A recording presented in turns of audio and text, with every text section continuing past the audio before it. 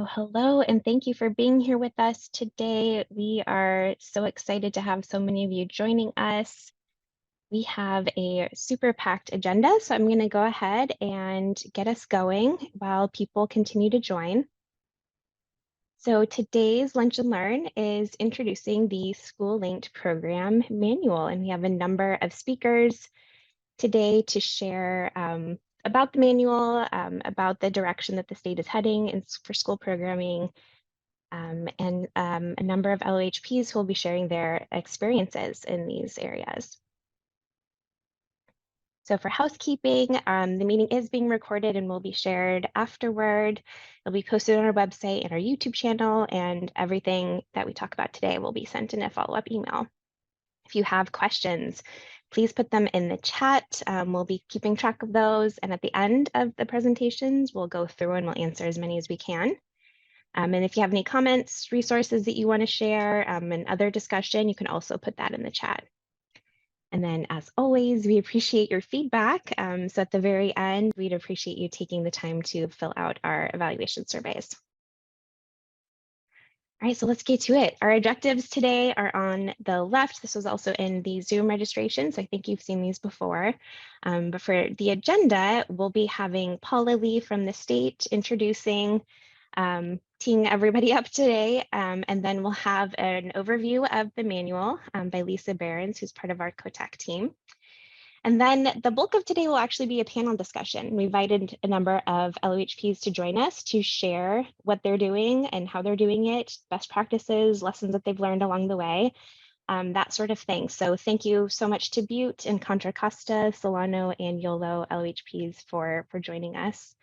We're really looking forward to the discussion. And at the very end, we're going to have some summative slides that are being put together live. So as people are speaking, Kristen Hoff, the director of COTAC, will be taking notes, and we'll be sharing that live with you and also in the follow-up materials. Okay, so we want to kick off today actually with a poll to get a sense of what you are actually doing. So I'm going to go ahead and launch that, and we'd like you to tell us which components of school or oral health programs you're currently implemented in elementary school age and older. So if you can put in whether you're doing oral health education, if you're doing screenings, fluoride varnish, sealants, if you have the capacity to do other dental services, if you're working with a mobile van, if you have an established dental referral pathway, if you know someone who, or if you've identified someone to track referrals and do follow-up care. And then if there's another component that's not captured in what we have here, we'd love for you to add it to the chat. Thank you so much for joining this Lunch and Learn. I'm super excited about launching our school screening manual. I'm a registered general hygienist in alternative practice, and I am the statewide coordinator for school oral health programs. So welcome, everyone. In California, more than 60% of our students have experienced tooth decay, and 1 in 5 of our kids have untreated tooth decay, and approximately 440,000 children miss at least one day of school due to a dental problem.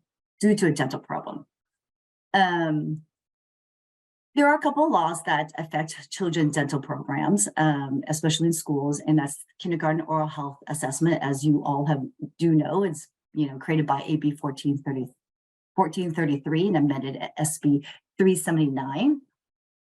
And then the Children Health and Disability Prevention Program. It oversees the screening and follow-up components of the federally mandated early and periodic screening, diagnosis, and treatment, EPSDT program, and is for Medi-Cal eligible children and youth. And our fearless leader, Dr. Kumar, he has a vision for cavity-free children in California. And one of our biggest goals in this current grant cycle, the 2022 to 2027 grant cycle, is reducing 50% reduction in oral health disparities in children by 2030. And what that looks like is, here we're looking at the baseline in the orange bars. It is our 2018-2019 third grade SMILE survey. And it shows that all Californians has 61% with caries experience, which means it's a filling or untreated decay. And here we see that African-American children have 59% caries experience. The Asian Pacific Islander has 50% of third graders have caries experience. And Latinx has a whopping 72%, and our white children has 40%. So what does it mean by reducing 50% reduction in oral health disparities? So you take, for example, Latinx children at our current baseline is 72%, and our white children at 40%. This difference is a 32% difference in health disparities. Our goal in 2030 is to reduce it. So here we want our Latinx to have 52% and our white children have 36%. So now that's a 16% difference. So that's cutting that 32 in half. That's what we mean by reducing health disparities. Just to ground this a little bit, if we're building interventions in schools, what does that mean? What does that look like? And what does this screening manual fit into the big picture?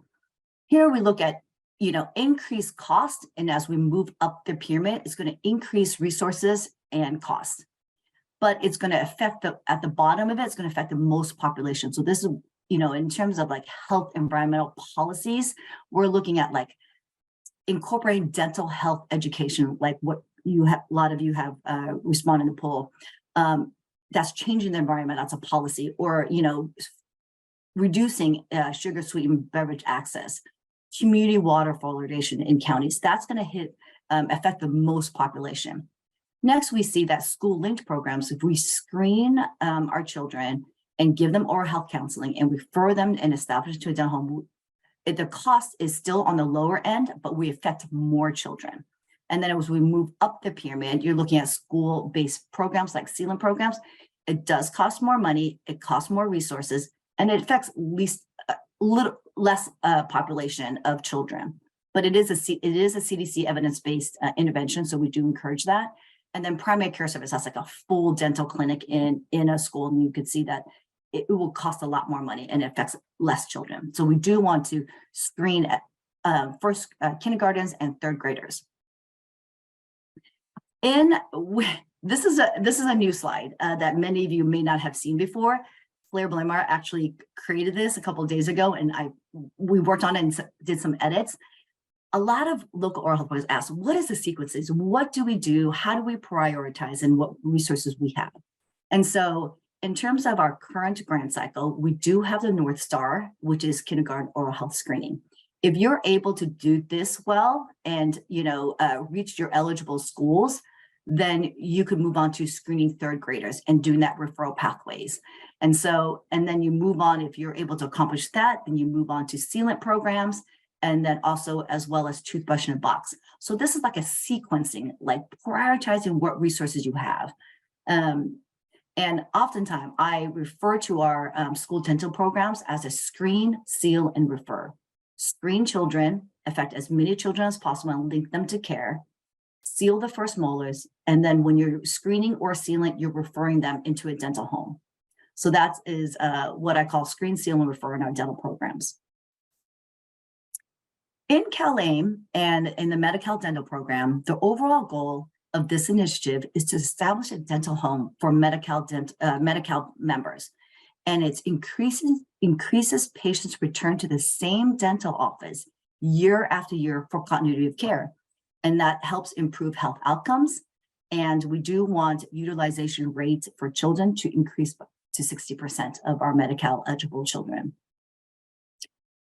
How they do that in terms of continuity of care is called what they call pay for performance. It's a flat rate reimbursement that if a child comes back to your office 2 years in a row, you will get a flat rate performance payment just if they come back every year after year of $55.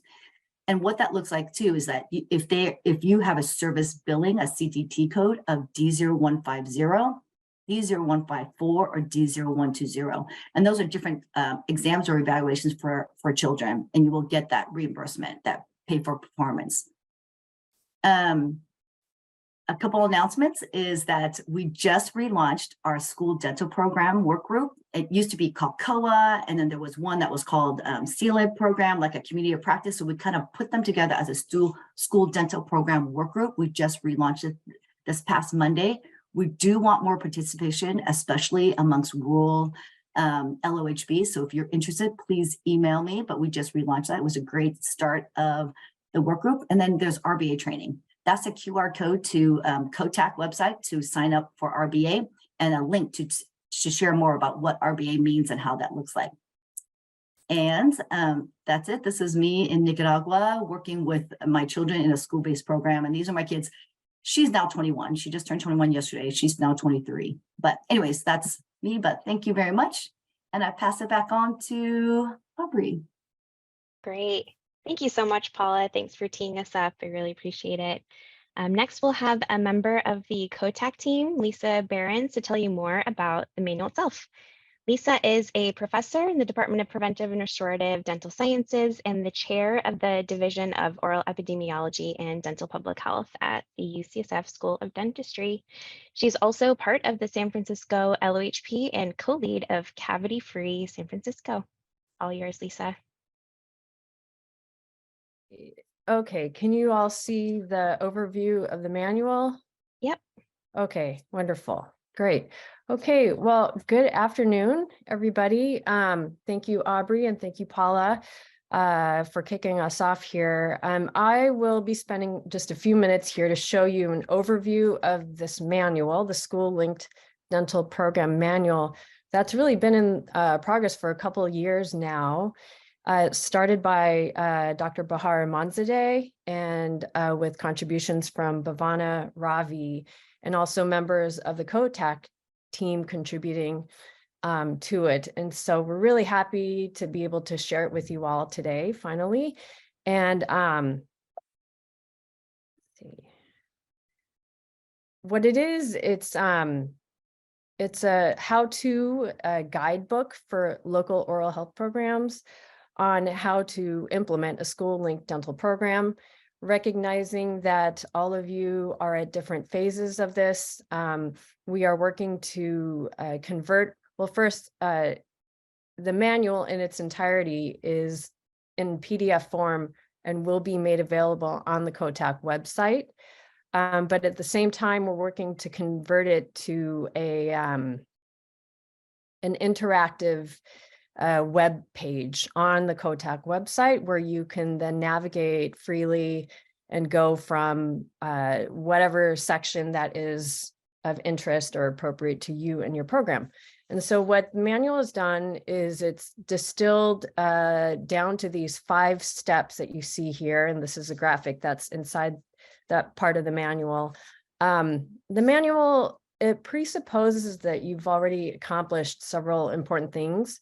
That you've conducted a needs assessment, which would then help determine who your partners could be and your existing resources. And it also would inform what should be addressed by your particular school-linked dental program. Also that you have secured funding and resources to implement this type of program, and that you formed a core planning team. Okay, so then that leads us to step 1. And I'm just going to provide a real quick overview of each of these steps and go a little further into the components that comprise each of these steps. Step 1, preparation. 2 is program setup and logistics. Step 3 is the actual implementation of the program. 4 is about referral management, care coordination, and lastly, program evaluation. Okay. So the first step is preparation. We start off with building partnerships. We all know how important that is. And there's best practices on effective collaborations, communication strategies, who some of those potential partners might be, developing MOUs, what the key elements are, as well as some samples and examples that you'll see on the website. Creating your quality improvement plan, the steps involved in developing one with examples such as the PDSA model, as well as others. Step 2 is a program setup and logistics, where we detail the process for determining which schools you will include, which grades to prioritize, establishing a dental referral pathway, real key critical component, who to contact when you're first seeking out providers to participate, and then tips around compiling a list of referral sources that you would disseminate then to the school children. on the day of the assessments. Parent guardian consent, there's the components that should go into it, as well as examples, and scheduling, what to take into account when developing your schedule for the day. Step 3 is implementing the program. And this step details out the main components of your program, who can conduct the assessments, equipment and supplies that you'll need, infection control considerations, managing the student flow, screening protocols, and documenting the findings. Tips on providing oral health education in the classroom, for example, as well as individual level or oral health counseling, such as motivational interviewing.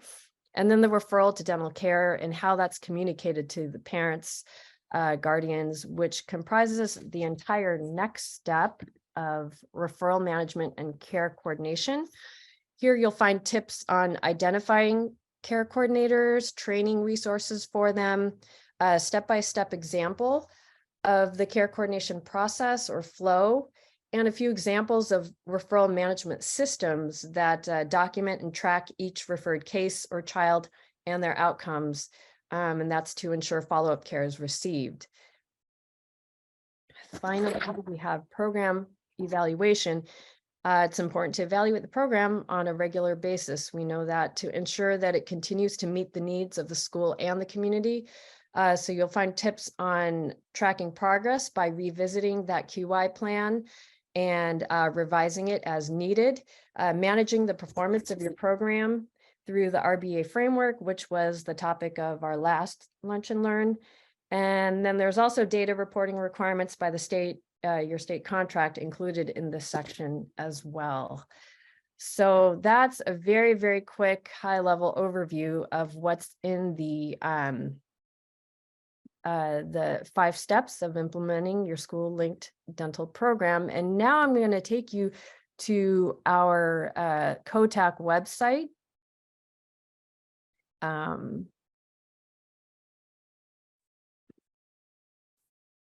And just sort of guide you to where you could find this. It's not fully developed yet, but you go to oralhealthsupport.ucsf.edu, and under toolkits, just hover around that and you'll find that school-linked dental program manual here. And if you go down, here's the 5 steps that we just went over. And for example, you want to look at preparation. Takes you to the first step, and the various sections are folded into these, steps to effective collaboration, potential partners, communication strategies, and then developing an MOU.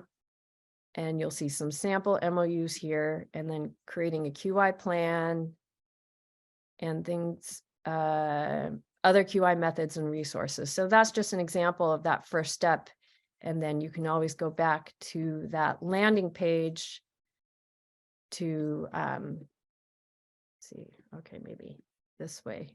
Here we go, where you can jump around between the different steps.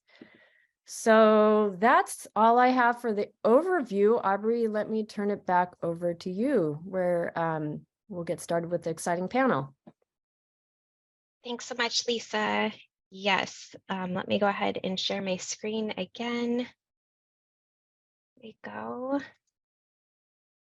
All right, so yes, we are now going to be turning it over to a panel discussion focusing on just the first 3 steps from the manual. So that's preparation, program setup and logistics, and implementing the program. Just so you know, the last 2 steps, the referral management, care coordination, and program eval, will be covered in detail and future trainings, lunch and learns in June, that sort of thing. So we're just going to focus on the first 3 today. But before we dive in, I'd really like to introduce all of our LHP panelists who will be speaking to their experiences running school oral health programs. From Butte County Public Health, we have Angela Martin, who's the program manager, and Celia Canalia, who's the health education specialist. From Contra Costa Health, we have Maria Ortiz Padilla, who's the program manager, Harlene Sethi, who's a dentist with their program, and Erica Oseguera, who is the lead RDA. From the Solano Oral Health Education Program, we have Rosario Manjares, who's the health education specialist and the project coordinator. And from the Yolo County Health and Human Services Agency, David Leinberger, the program coordinator, is joining us today. So many thanks to all of you who are here. And I'd like to invite each of you to share a little bit about your county and your school programs to set the context through which your experiences come from. And I'm going to go in alphabetical order. So first up is Butte.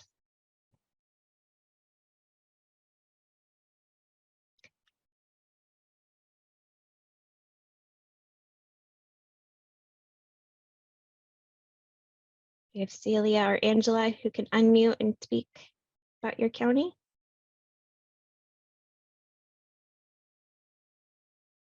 Sorry about that. So welcome. So in Intro to Butte County, we are located about 90 miles north of Sacramento and about 50 miles from Yuba City. We have a population of about 209,000 people, which 20% of those are children and adolescents. We have 70% white, 18% Hispanic, 5% Asian, 2% Black or African American, and it's actually supposed to be 0.03% American Indian Alaskan. And we have 14 school districts with 29,000 school children. And then Celia. Hello, can you hear me? Yes, okay. So we have a part-time RDH who works in the schools with us. The health education specialist coordinates with the schools, a program manager leads MOUs and budget services provided. We do oral health presentations and distribute toothbrush kits. We do the screenings, fluoride varnish, and we have started our dental sealant program, our school-based dental sealant program with Adventist Health. And soon we are partnering with an RDHAP, a private practice RDHAP, to offer school-based cleaning, sealants, fluoride varnish. And we're in the planning phase for the MOUs with First Five and the California Department of Education early Head Start programs. So that's Butte County.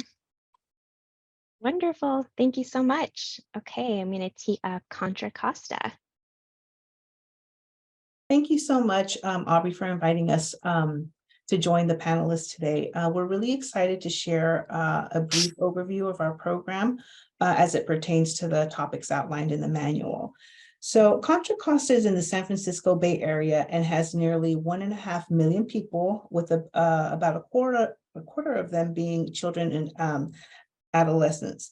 The Community Oral Health Program is part of the Family, Maternal, and Child Health Department here within the county's Public Health Division. And our team works to implement the local oral health program objectives and provide preventive services through the Children's Oral Health Program. This program was established over 40 years ago and really has evolved over the years. Currently, we have a licensed team of 3 RDAs, a part-time dentist, and an admin clerk that allows us to provide oral health education for all the children in targeted schools. And we also provide screenings and fluoride varnish to consented students. Prior to COVID, we also had 2 part-time RDHs and rotating dental assistant students who participated during sealant placement sessions. We're currently in about 5 school districts, serving around 22 elementary schools and educating over 12,000 students annually.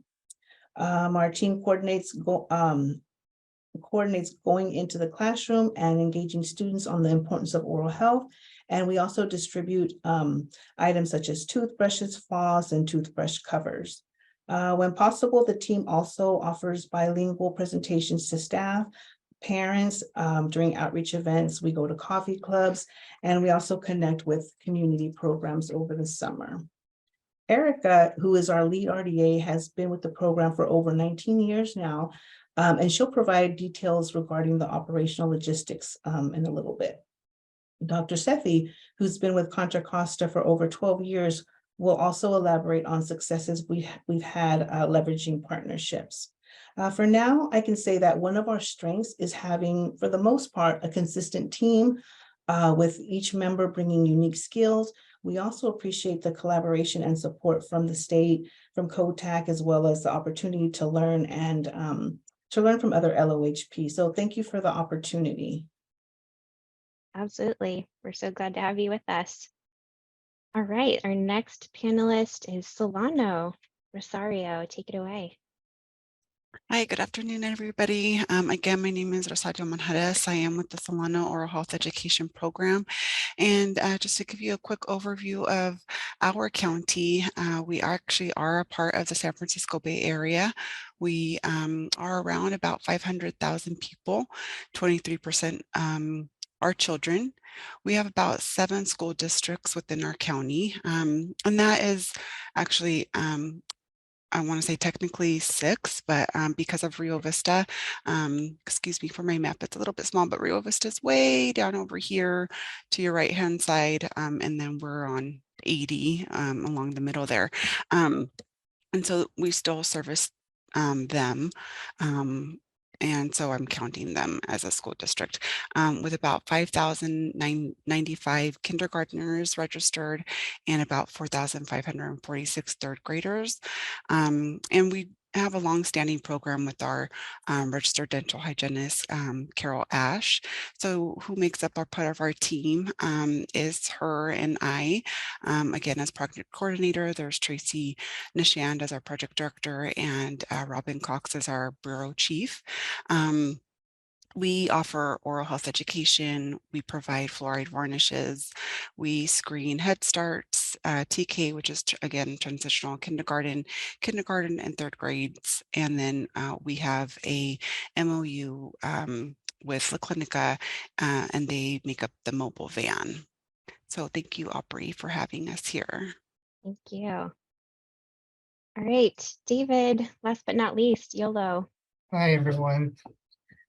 Yolo County is located about 10 miles west of Sacramento. We have about 220,000 residents with 40,000 UC Davis students. We have 6 school districts: Davis, Woodland, West Sacramento, Winters, Esparto, and then the Yolo County Office of Education with around 31,000 students total. We have 19 high-need elementary schools where the free and reduced price meal enrollment is greater than 50%. With 8,000 students total spread out in those schools. Our program began in 2017. We have roughly around 1.5 FTE that we've had this whole time. We've never had dentists, RDH, or RDAs, but we do have additional admin support staff that come and go throughout our program and are funded by other sources. We have 2 FQHC agencies that have dental programs. They screen the majority of those high-need elementary schools. Those are Communicare and Northern Valley Indian Health.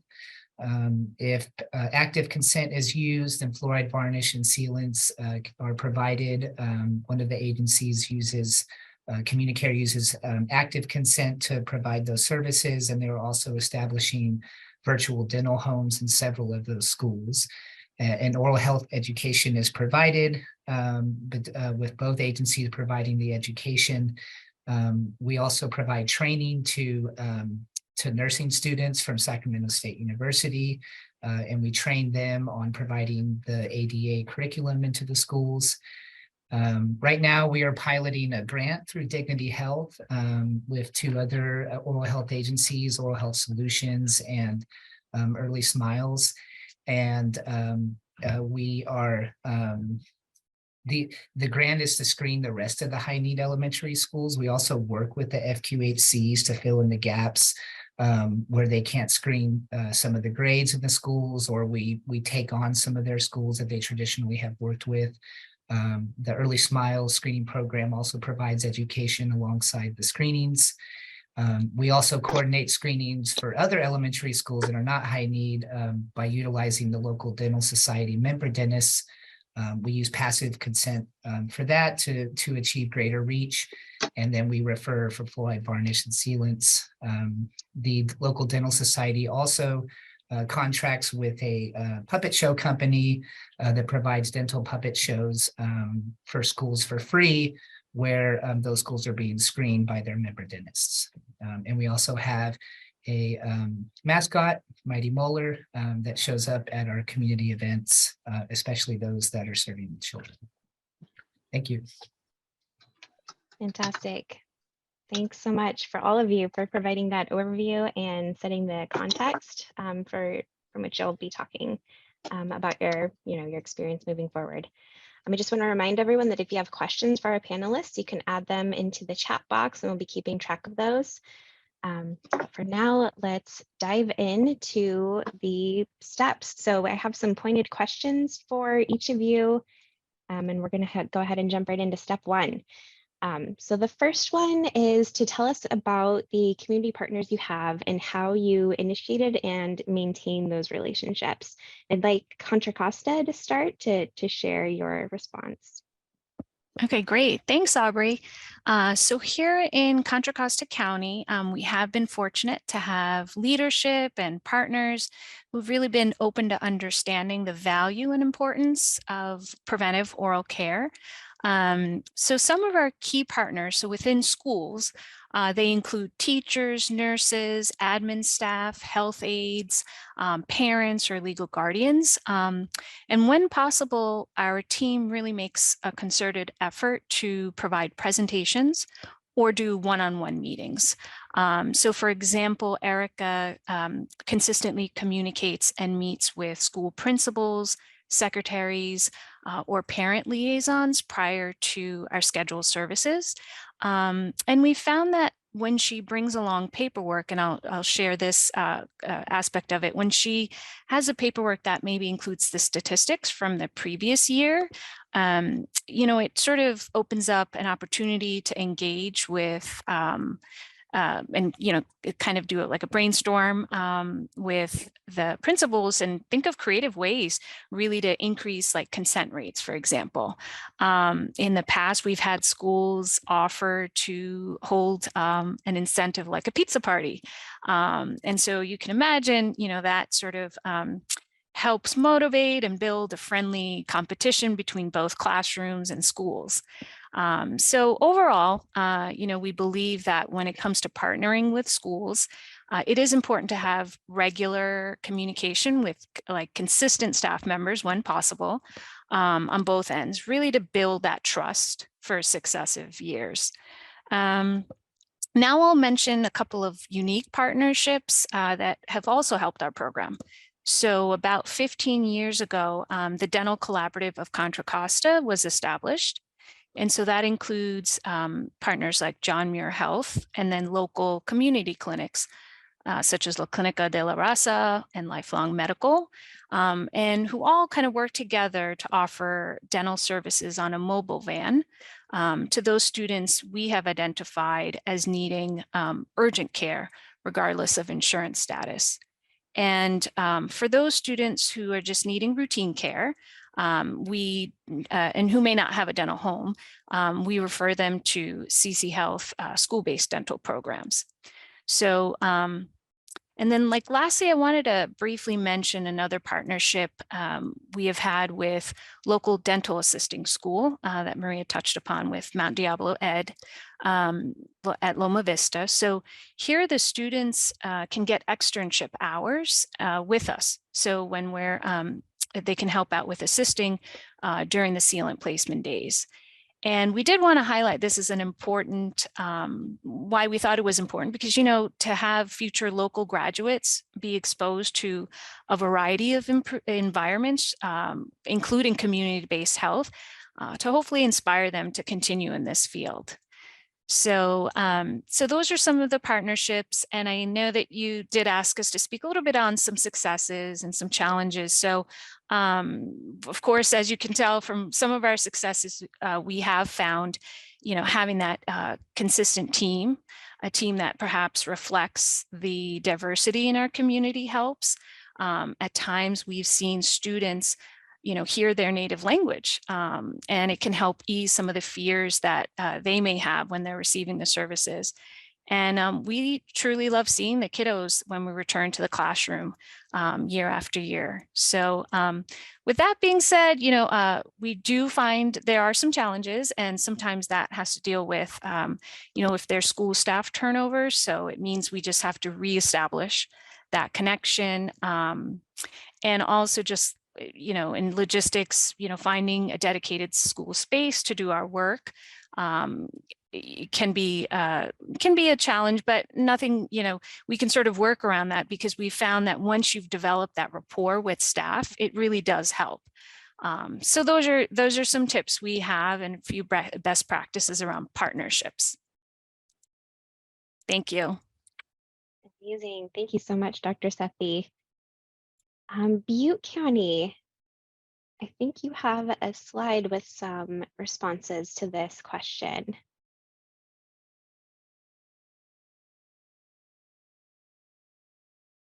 Sorry, we just moved offices and we're obviously in kind of a disarray right now. So it's an interesting situation right now while we're getting situated. So anyhow, Butte County has several similar MOUs as Contra Costa, but I'm only going to go over a few of them.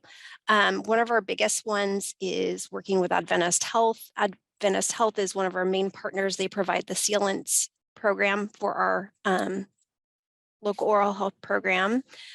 One of the main things we've had that's been a challenge with them is high turnover rates with their administrative staff. They've had board of supervisors, members leave. The people that sign our contracts are getting amendments completed for maintenance on equipment or updating lists. And then also because of the way that Adventist Health bills, they are not allowed, they can't bill. And from the get-go, when we established this relationship with them, we were under the impression that they would be billing, but according to the guidelines, that the way they bill for a county or a community or a rural agency, they're not a regular FQHC, they cannot bill. So that's been one of the biggest issues.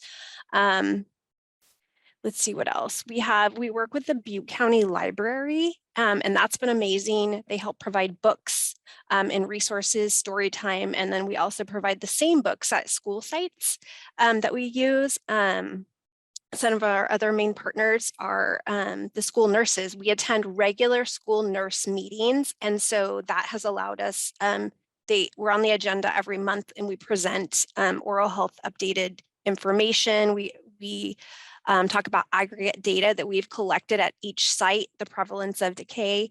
But for the most part, one of our challenges with the RNs at those school sites, some of them really like to have control over the oral health program and what that looks like and how it's implemented in their program. And then some are very open to having us take the reins.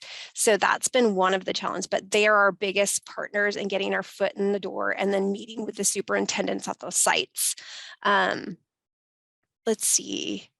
One of our best practices, obviously, for most of our partnerships is we have monthly check-in meetings.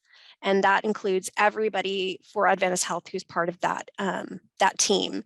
And then also too, if you're going to be doing MOUs, I would recommend, depending on your county, we have 3-year MOUs. I wish we could do 5-year MOUs, but that would be my recommendation. If you're getting MOUs, make sure you can have them as long as possible and then alter them if you need to. Let's see what else is. We also partner with our maternal, child, and adolescent health. We attend their regular coalition meetings. We present information about Smile California and resource tools that we've created and that are available in COTAC. We also partner with Head Start. We have several early Head Starts in Butte County. So we partner with them, and actually we have a fluoride varnish training that we provide to all the in-home daycare providers, and we provide fluoride varnish for those in-home daycare providers. Let's see, what else do we do? As far as like the other things that we do, we also train school staff on fluoride varnish applications. So we have more people at the school sites. Let's see.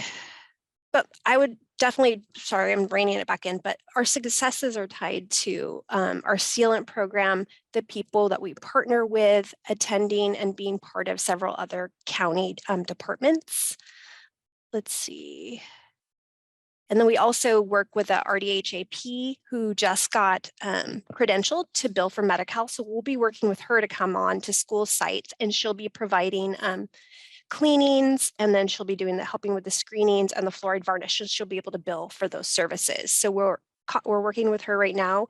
We have 8 school districts we work with. And most of the time, some of our schools are very some of them are small, so we'll provide assessments, oral health assessments through the kindergarten through 6th grade, for example, if there's only 100 students at that school. And from that, we've found that the 4th through 6th grade will have several sealant eligible students that we'll apply that to. Let's see. Anything else I'm missing, Celia? Trying to think here. Let's see. I think that's good with the partnerships. Yeah. Yeah. Thank you. Try not to repeat what somebody else said. Okay. That's wonderful. Thank you so much. You're and you welcome. teed us up to the MOU discussion too. So the second question is to talk to us about MOUs that you've executed and how you've overcome any challenges with these. So I'm going to hand it over now to Rosario to walk us through some of your programs and the MOUs that you have. And I just want to say this is a very simplified way or story, not way of how to do it. But what happened was, I think that it was great for La Clinica actually approached Solano County to do a collaboration. That was in 2019. And however, the Solano mobile van was inoperable at that time, so collaboration was tabled. La Clinica came forward because they did see the need in Vallejo, and they wanted to do something about it. And they also thought that they had to get the health officer's permission. And they said, no, go for it. If you have your MOUs with the schools, go ahead.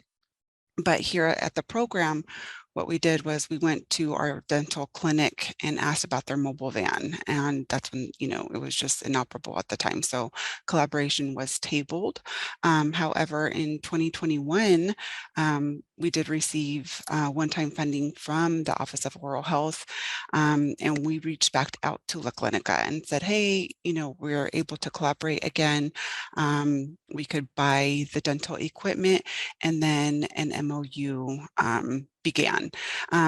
So this is actually still in its, in its inception. So it's very, or I should say infancy. Services will include screening, fluoride varnish, sealants, and minor restorative care. And then if additional care is needed, they are going to refer to a dental home. And then if there is no dental home, they will be referred to the new La Clinica Dental Clinic. And then as far as La Clinica, the next slide, please, Aubrey, they have a separate MOU with the Vallejo City Unified School Districts to render those services. And so they have selected 5 Title I schools for the first year. And just depending on how that program goes, they will either select 5 new school sites or expand the program to cover additional schools. And so we're just excited to see, just it come into fruition. And then as far as right now, just the challenges is actually producing the process of developing the MOU. We did get staff worked with the county council from samples that were actually received from Santa Cruz and Santa Barbara counties. But for the most part, it was the primary developers were staff. We also have a contracts unit that helped. And I think the successes was teaming up with people that knew what they were doing to get it going. And that's, yeah. Great. Wonderful. Do any of our other panelists have anything else to say about partnerships or MOUs? These are big, big undertakings. I would just add to work with your local first five, we are in the process of developing an MOU with our first five. And what we found out in our meeting is that they had $1.2 million available for community resource centers. And a big part of that is family participation-ship. So they're going to be opening 4 new centers, and part of that, they've opened it up to us to come and provide services at those sites. So that's a new thing we'll be working with. But also the other thing I was going to mention was part of the first five deal is they actually have a data tracking program called Apricot, which costs $10,000 for a subscription. However, First Five is going to allow us a license permit to be paid for to work with them. And we're working on those details, what that looks like, but they get a discounted fee too. But there's several different tools we're looking at and utilizing the Apricot computer program. And then as far as like successes for us in Butte County, Celia's worked as an RDA for several years. And then our dental hygienist, Sandy Hansbrough, has been working in Butte County for 38 years and as an RDH in private practice. And then the other thing that we've found as far as like successes for our program is recently we met with a program called Project Save, and they actually receive durable medical equipment or any sort of medical supplies. We've met with them and they have dental equipment that they're willing to donate to us or use. So we're actually on their list. So when they receive new dental equipment or extra materials, they've reached out to us. So we're working on possibly doing some sort of mobile clinic with an outside agency or a nonprofit. So there's a lot of things in the works for us, but I would say definitely a success for us is our experienced staff and the connections we have with lots of dentists in our small community. Absolutely. All right. I think we're going to move on to step 2. So thank you all for contributing to step 1, and we'll move on. So let's talk about dental referral pathways and how you have found and maintain your provider network. David at YOLO, I'm going to pass it off to you to start us off. Traditionally in Yolo County, the school nurses contact the families whose children are needing urgent dental care, connect them to Medi-Cal Dental if they need insurance, and then try to schedule them for services through the FQHC, who's conducting the screenings. Nurses will also utilize the local dental society to find providers for the services if there are long wait times through the FQHC for the child to be seen, and if the services needed are particularly urgent. Often these children are placed somewhere regionally, usually in Sacramento, and especially for specialty services, as there are no specialists accepting Medi-Cal Dental here in YOLO. But we maintain an updated list of providers in YOLO that who are accepting Medi-Cal Dental. We upload that to our website periodically, and we also share that with the dental society so that they can try to place the children somewhere in the county first before branching out regionally. And with piloting the Dignity Grant, the agency conducting the screenings, Early Smiles, sends the referrals directly to the dental society for care coordination and follow-up. Right now, we are in the process of gaining beneficiary data from Partnership Health Plan to implement an electronic referral tracking system known as MEDRAN, Medi-Cal Dental Referral and Navigation, as part of the grant, so that the screening agency, Early Smiles, can send the referrals through there to the dental society directly for care coordination. And MEDRAN has been utilized in Sacramento County, in other counties as well. And Oral Health Solutions is the company operating that referral tracking system. That's great. It sounds like your local dental society is one of your strongest partners. There was a question that just came in. Can you share your specialty provider list for Sacramento with Andrea Linder-Jones? Sure. So that's our list in Yolo County to share with Sacramento. Is that what it was? Andrea, can you clarify if you want the list of specialty providers? Oh, in Sacramento County. Mm-hmm. I can. So that would be through our local dental society, which is, I'm sure it's the same for Sacramento County, the Sacramento District Dental Society. But they do maintain their member dentist lists. Most of their member dentists accept Medi-Cal Dental, although there are some that don't. But we have definitely placed many children in YOLO in Sacramento, even as far as Roseville and the farther away areas from us for specialty care. But I think probably best is to contact SDDS directly. But I can send you contact information if you need that. Great, thank you. And could you repeat the acronym for MEDRAN? What does that stand for? Medi-Cal Dental Referral and Navigation. Perfect. And the caveat for that to work is that we need to have the beneficiary data from Partnership Health Plan. And I would imagine it'll be the same with the COTAC referral system that will be coming out later down the road. All right, great. Thank you, David. Do any of the other panelists have anything to add about how you have found and maintained your dental providers? This is Celia from Butte County. So our county part-time RDH has an updated dental list of all dental providers in Butte County in the Chico area.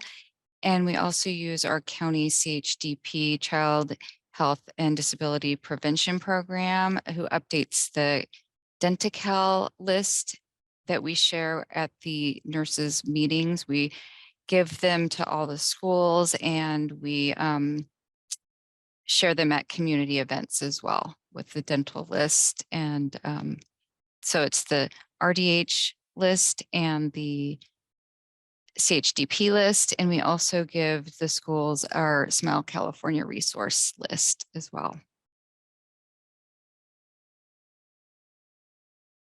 Fantastic. Okay, great. Let's go on to the second question. So what does your consent process look like? Let's start with Contra Costa. Thank you, Aubrey. Our program uses an active consent for screening fluoride and sealants. I set up a meeting with principals or school rep and emphasize the importance of returning consents.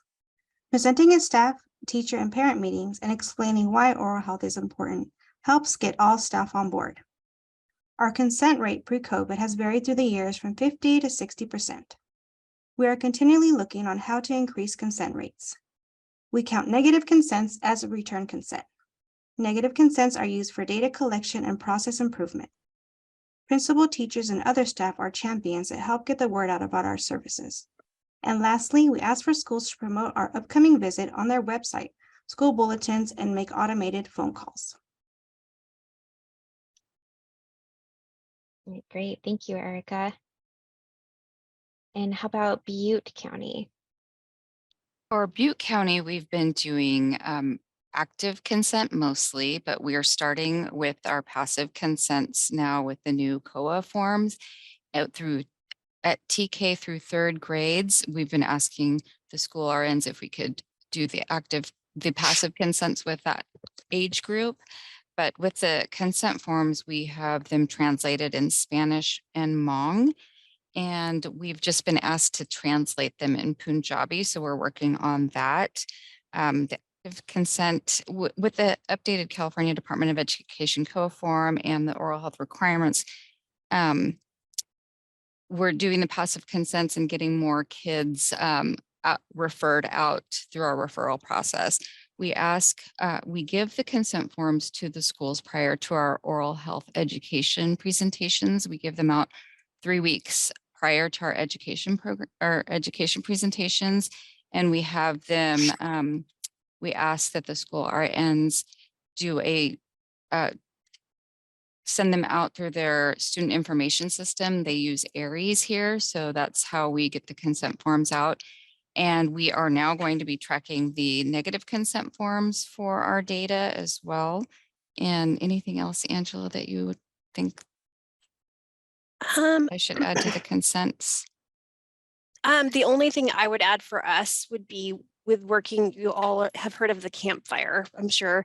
The campfire happened in Paradise. I know when we initially created the MOU for school-based health services, oral health services up there, we were told from the superintendent that we could only do active consent, not passive. And they're still wanting to just do passive or active consent right now. They're very guarded, and just because it's such a small community, they went from like 27,000 people and they're down to like 3,800 people that live there. So they want to make sure that parents are part of that relationship with public health. So we're working towards that next year. So we'll see, we'll have another meeting. But the biggest thing is we meet with our superintendents and we amend our MOUs when those need to be amended based on changes in staffing or superintendent decisions. Because we have specific MOUs, one for fluoride varnish, and we have one for the oral health screenings if it's active consent. So that's all they would add for that. Great, thank you. Mm-hmm. Do any of our other panelists have any best practices you'd like to share about consent form, return rates, how you get them back, where you find them? Do you dig through backpacks? I can say that with active consent, the teachers have always been very instrumental, especially, since the pandemic, a lot of electronic communication, even texting, emails, sending them out electronically, even though they were already distributed. And then just sending reminders to get them in, we've noticed has increased the participation. Fabulous. And just to add, Aubrey, absolutely. We accept the consent forms up to the day that we screen. And so we're definitely looking in backpacks. Our RDH looks, announces, and the teacher will look. And we found, more than a handful. Yeah. Yeah, to add Great. to what's been said, I mean, we take consents up to the day of that we're there. You heard me mention incentives before. I think those are some ideas just to up those consents. Mhm. Fantastic. This is Celia. I also want to add that if there is a large percentage of the kids that are absent, we do come back to screen. Sandy is very flexible and tells them that she will come back any day to do some screenings that for the kids that were missed on that particular day that was scheduled. So we try to be very flexible and work with the nurses and the schools. Yeah. I was going to add one more thing for Butte County. I know Celia mentioned this. We use in Butte County for the school districts, we use the ARIES tool to report, all the oral health and medical information. They actually input that into their child or the student's ARIES file. So parents can also view that. And we're trying to get them all on board with SCORE. As you know, that's probably a challenge for all of us, but the ARIES tool has been great. So both our school nurses are using that, and we're trying to get them all to switch over to doing SCORE too. But there's also a shortage of staffing, as you know. So inputting all that data into SCORE has been a challenge. Not alone. Thank you. Right. Yeah, and I see Sarah, you have a question about active consent over passive. Passive is actually preferred, and if you can do passive, absolutely go that way. You'll get a lot more kids screened. And so active consent for kindergarten oral health assessment is you can actually, oh great, so Sierra's responding, but passive is preferred. It's, depending on your relationships with your school districts, they might go active and require active consent for various reasons, but passive would be preferred for the screenings. Okay, so I'm going to move on to the last question in step 2. So let's talk about the prep work and the logistics that goes into the screenings. I know this is a huge undertaking. So Contra Costa, can you kick us off here? Sure. Okay, I'll go step by step. First, I email or call to schedule a screening date and set up a principal meeting. Once date is confirmed, I get enrollment numbers so I know how many consents to take out. During principal rep meeting, I schedule it at least 3 weeks before our visit. I drop off consents bundled by grade and establish a date to pick them up. I usually give them a week to collect. We definitely accept late consents, even on the day of the screening. We find a lot in backpacks also. I collect individual class rosters with date of birth that we use to highlight the names of the students who returned a consent. Bell schedules and prep schedules are also collected, so a schedule can be made. We schedule 15 minutes per class for the screening and fluoride varnish application. The schedule is then emailed 2 weeks before the visit. Once consents are collected, one of our RDAs processes them.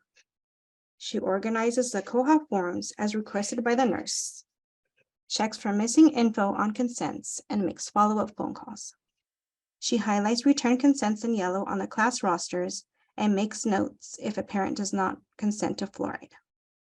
No consents are also highlighted but have a red line through the name in red. We do this because sometimes we get children that say, "Oh, I returned a consent." And this is a quick way to look at and tell them that their parent actually said no. Consents are organized in alpha order to match the class roster, and this helps with the screening process when we line them up. The RDA then gives them to our clerk to enter in the database. Once everything is entered, our clerk prints out screening forms and labels for our dental health report cards, then gives them back to the RDA. She then puts all the paperwork together and double checks all forms before heading out to the schools. Paperwork is always transported to and from sites in a locked rolling bag. The last step is to pack and ensure we have all instruments and materials needed to perform screenings and fluoride varnish application. Examples of things that we take out are gloves, craft sticks, masks, lighted loops, mirrors, explorers, etc. Great, thank you, Erica. Rosario, I think you have some slides on this, so. Yes, Take it away. so once we have the okay by the school, I will email the office manager and our principal, and we ask for the similar information. We will ask for the teachers' names of the grades that we're doing, the room numbers of the classes, the number of students per class. Again, this is also for the consent forms, bell schedules for the TK classes and third grade classes. And we ask if there's any specifics, like if there's a certain day that they would like than another based off of school testing, PE, early release times. Whatever the case may be, just to let us know. Again, we also try to be very flexible. And then once that's established, the RDH, she gets an envelope. She'll drop them all off to each of the teachers with the active permission slips, and also the COA if it's a TKK class.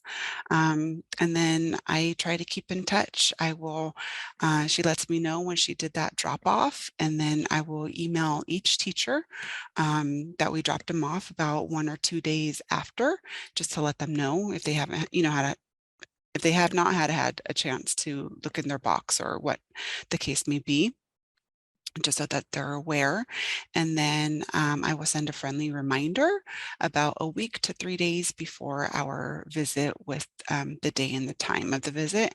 And I feel that this has helped just because if a teacher wants to switch a time with another teacher, they'll let us know at that time.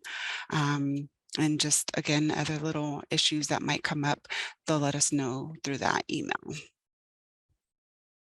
Okay, great. Thank you. Thank you. And then just off to the side, this is what she puts on the right-hand side. That's what she puts on top of the folder, just to let the teacher know what to do with the forms. Great, thank you. For time, I'm going to move on to the next step. But again, if you have questions, pop them in the chat box. So step 3, implementing the program. You've done all the legwork and the day of the assessments is here. Walk us through what it looks like. And Rosario, I'm going to go to you first.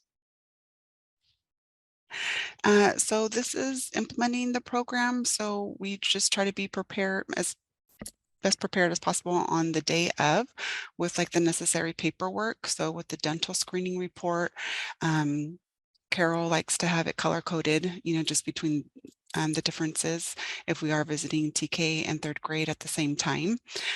We have a student roster. There's be prepared with a dental directory if she does see a student that is in need and they seem to not have a dental home or haven't gone to the dentist in the last 6 months.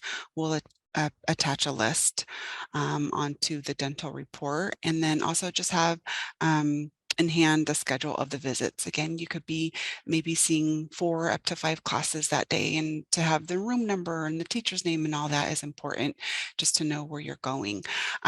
Bring extra materials, of which we'll be handing out, like the toothbrushes, the flossers, books, pencils.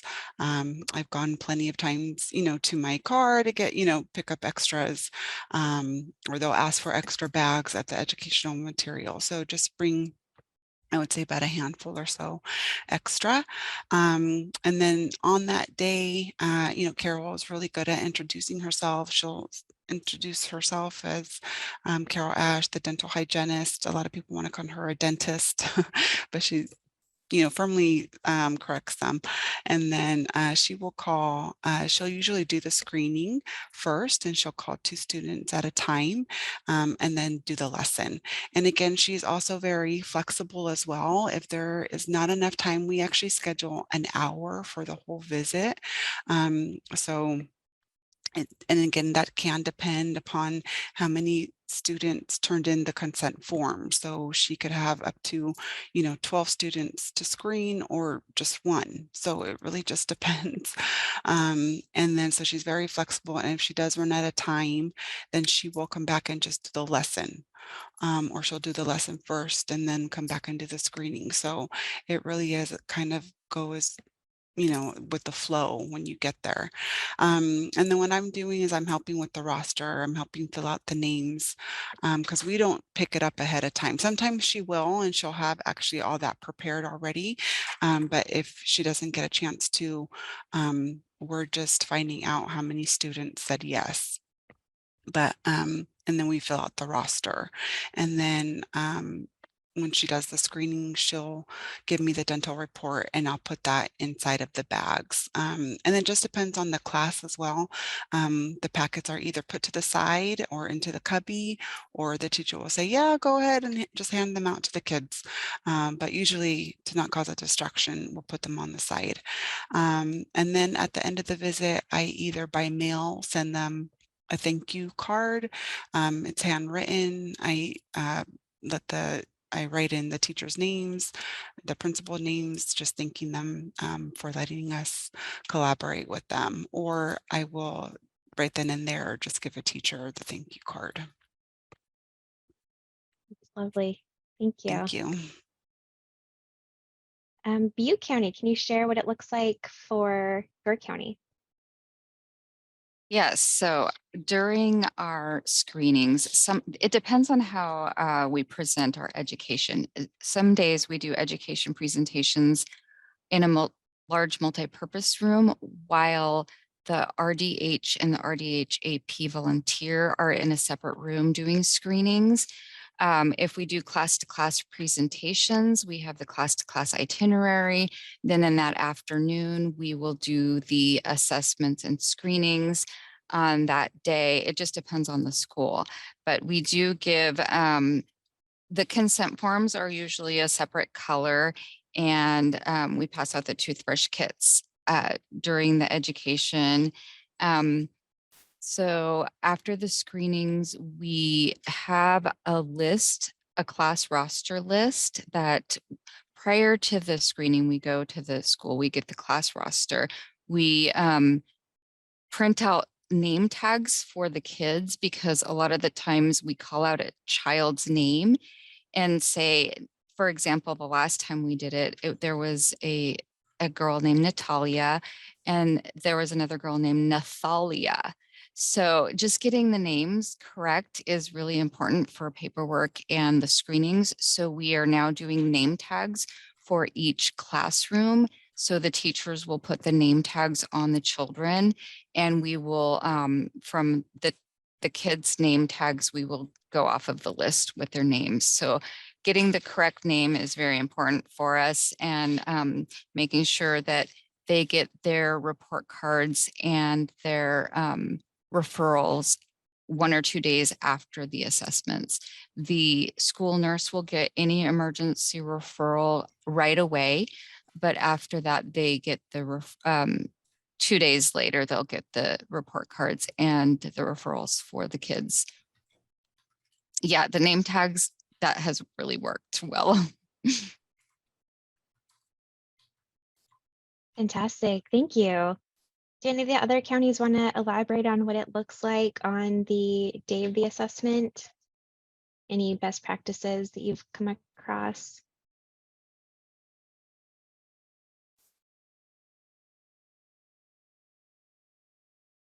Okay. I think both of you touched on this a little bit, but after the screening, what does the report card look like? And what are kids sent home with? And if you find kids with emergent dental needs, what happens? So David, can you kick us off? Yes. So the FQHC agencies, they've been screening schools for over 20 years here. They've always sent report cards home with every student. They indicate the level of decay detected with the students in the form of recommendations, such as if they are a 1, it will say something like everything's looking good. If they're a 2, it's recommended they see a dentist soon. And if they're a 3, then they're advised to see a dentist immediately.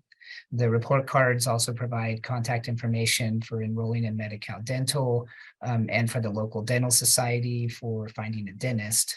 And children with level 3 decay are contacted by a school nurse or the hygienist who's doing the screenings, and the families are assisted with enrolling in insurance if needed, and getting placed with a dentist.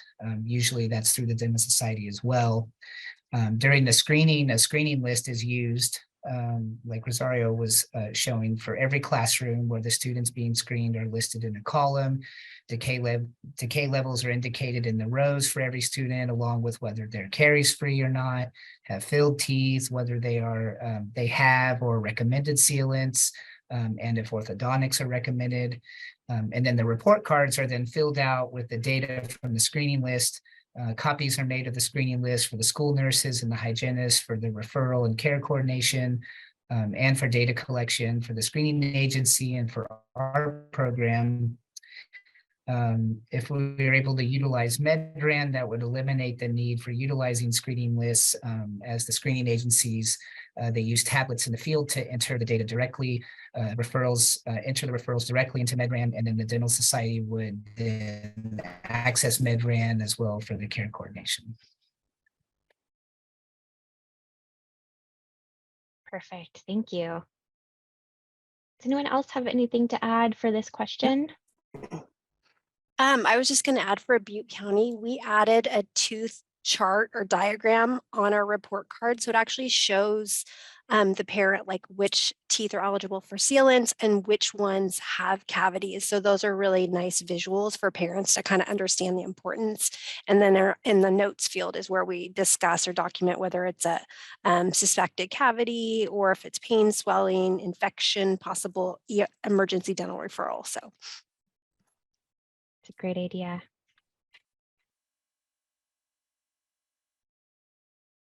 I'll just add in for Contra Costa. I know Erica had mentioned some of the paperwork. We are in the process of doing electronic, a lot of our workflow up to our EHR Epic. So we're trying to streamline the referral process that way as well, at least for the patients that can be seen within our system.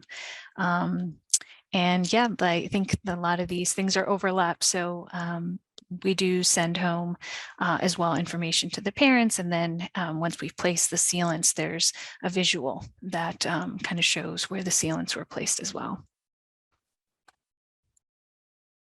Great. And I'll also clarify that, this section, the whole discussion about referrals, care coordination, referral management systems, all of this will be spending a lot more time on in future trainings. So this is sort of just the beginning of the conversation, but we will for sure be continuing this. I know in your registration reports, you all had a lot of questions about it, and we'll get there, I promise.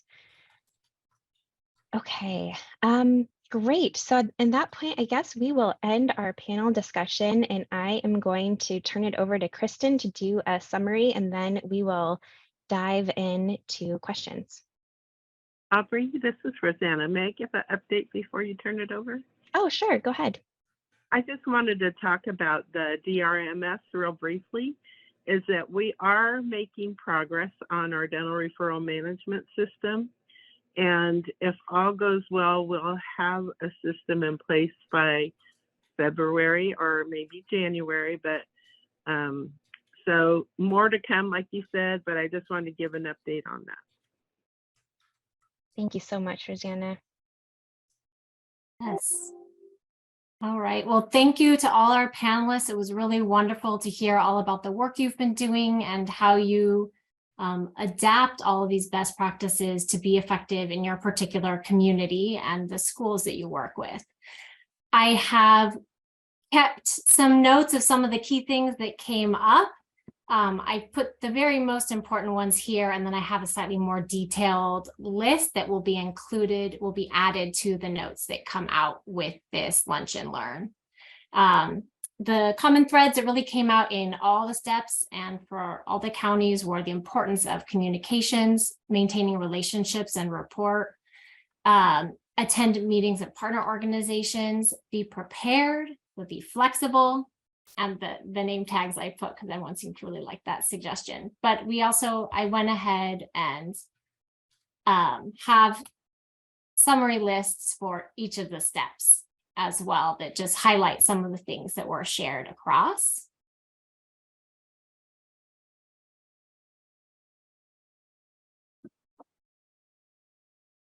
And I've included Rosanna's timeline for the state referral software contract.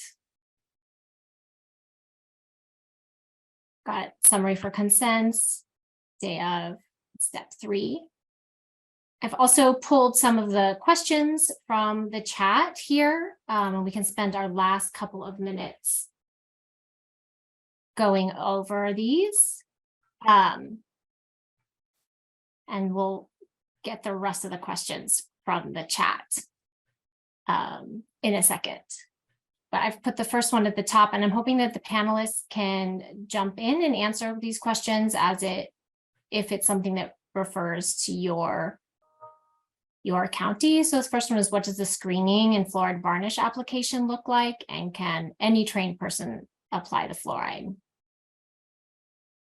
So for Butte County, our RDHAP utilizes CHDP's fluoride varnish training. So we work with our CHDP program. They provide the curriculum and the certificates, and then our RDHAP helps work alongside of them in training. We've done virtual trainings and we've done in-person trainings, and we prefer to do them obviously in person, and we utilize that. And then the staff at either the school site, teachers, or we have volunteers, or we work with Chico State nursing program, and we have nurses the school nurses that we train there to apply it, but we utilize the CHDP curriculum for our fluoride varnish trainings. And yes, after you are trained and get a certificate from our oral health program and CHDP, you can apply fluoride varnish. Also, we have a volunteer team too of people who work at our public health department that are active volunteers that have been certified. So if we need extra people to apply fluoride varnish, if they have enough notice, they can help us at school sites. Great. And I'll speak on that a little bit. Our contracted RDH, she does it the day of, but we have three cities within our county that do not have fluoride in their water. And that's Rio Vista, Dixon, and Sassoon. And so if she screens those schools, then she'll be prepared to do a fluoride varnish. And we get those funds from just other monies in our program. Our RDH tries to also just get the clinics to donate. And if that is not possible, then we'll try to find other monies to get the fluoride for her. Great, thank you. So Rosario just covered that they try to do their fluoride applications along with their screenings. Are there any other sort of timing considerations or models that any of the other counties are using? I was going to speak for us. It's similar as Rosario. So immediately after the screening is done, we go ahead and place the fluoride varnish. Of course, we are organized the list accordingly. So if there's any children who have declined, we have them called out in sort of the next batch. That way it's easier. We can go right to it and focus on those who need it. And then if for the second half, if it's just COHA forms, needed by the nurse without any fluoride application, then we do that second half afterwards. Thank you. Mouse is sensitive. So I see there's a question here about who provides supplies, prescription when trained school staff. So that it is provided by our county, and we work and we have a prescription that we get through a local dentist and also our medical officer. We have it renewed every year.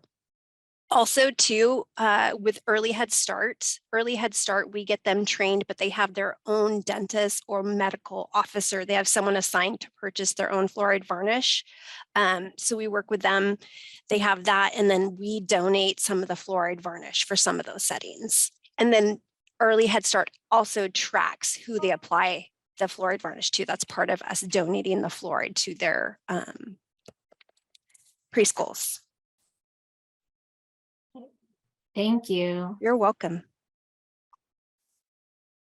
Oops. There was a question about what happens to the funds from the billing. Does the county keep that, or how do those funds that come from the billing get managed and distributed?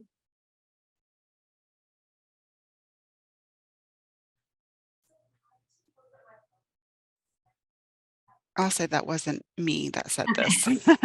So whoever said this. Mm-hmm.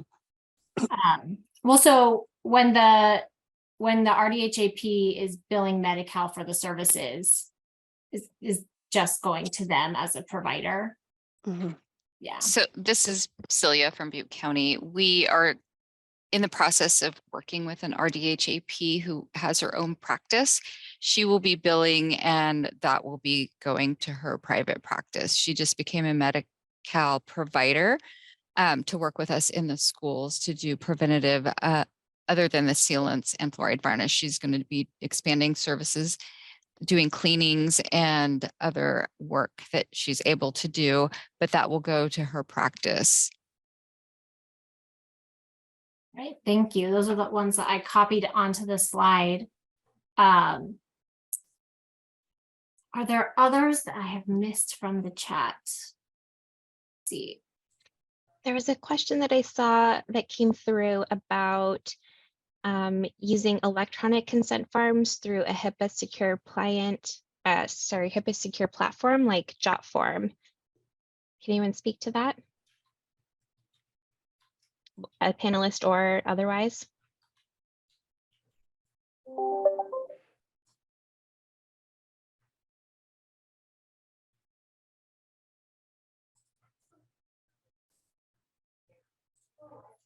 Has anyone tried that? We can also look into it and provide more information later on that suggestion. Yeah. All right, are there any other questions? If anyone want to unmute themselves and ask a question before we close? Yeah, this is Andrea from El Dorado County. Hi there.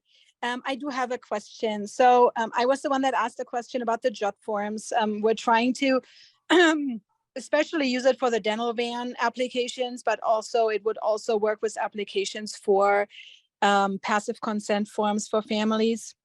So we're finding that with 29 different schools, we give a lot of paper applications out, and out of hundreds that we give out, we only get back a handful. So it's a lot of paper waste. So I was wondering if somebody uses an electronic form, and maybe something else, we only came across JOT forms that they're using, that they send to families. Families can then electronically fill out any forms and return them back to the either provider or their school. Got it.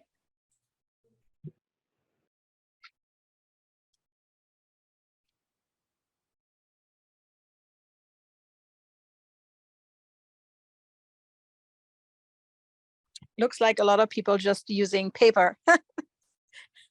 And then the other question I had, so I'm pretty new to this program. I've only done this for a year, and we're trying to implement screenings for kindergarten or health assessments in those classes. When I hear you guys talk about staff can be trained to do fluoride applications, does this mean they can do the actual screenings in the classroom? Or is this just so, or does a provider like a RDA have to come in, do the actual exam, and then only a staff member can assist with the fluoride application? Or could a school nurse be trained, or anybody else in the school, to do the actual exams?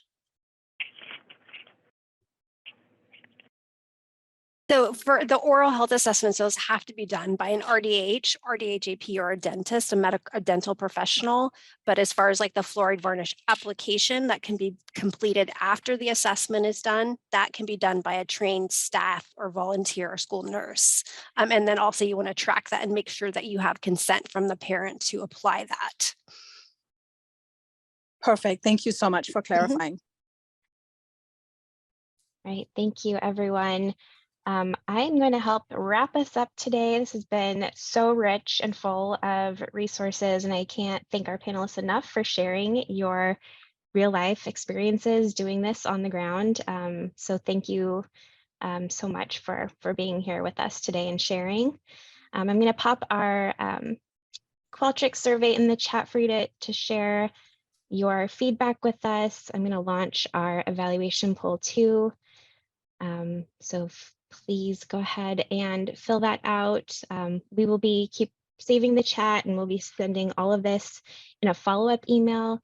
And there were some questions if the panelists are willing to share your parent letters or the visual that you use for parents, and we can follow up on that too and send it out.